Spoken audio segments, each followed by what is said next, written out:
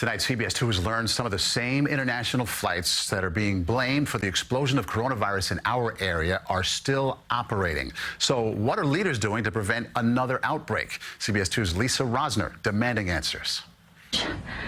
This is the selling point here, is this beautiful outside balcony. You could call it a quarantine-cation. Veronica McCluskey flew from Los Angeles to Brisbane Airport back in March.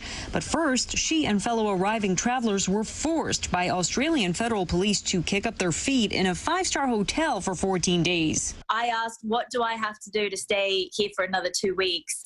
But she's part of a fraction that enjoyed the government delivering food, sometimes fancy meals, 3 times a day. Edwina McGregor left her Williamsburg, Brooklyn apartment to fly home and was put in the same hotel, but in a room with windows she couldn't open.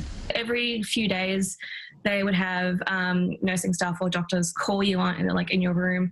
In Israel, Saul Sadka flew from Newark to Tel Aviv last month. All arriving travelers were shuttled to their own Dead Sea hotel room. During the 14-day quarantine, Army-made food is dropped off at designated times. You can't leave the room.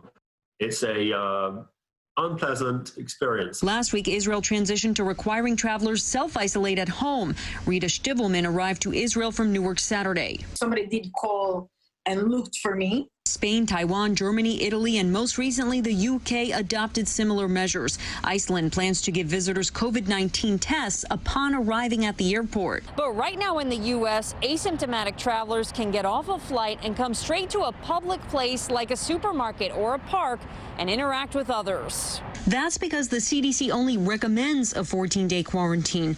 Once Customs screens for symptoms, travelers are free to go. And for Americans residing here, no one monitors your whereabouts once you test positive. Contact tracing programs, which are still being developed, will likely happen on the state and local levels. Something already happening in Israel, where those with the virus are immediately tracked on their cell phone.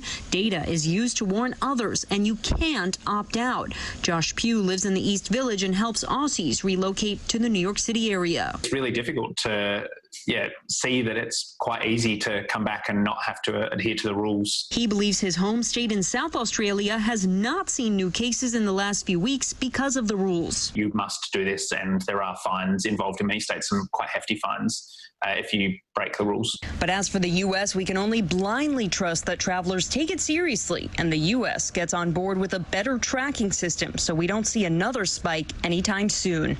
Lisa Rozner, CBS 2 News.